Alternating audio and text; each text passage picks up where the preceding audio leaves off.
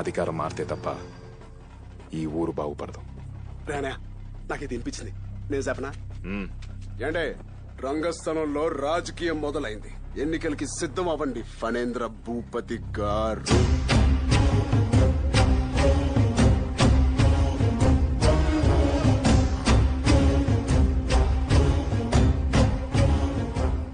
ఎక్కడో ఎన్నట్టుందా, మరిసిపోయినట్టున్నారు. మీ పేరే?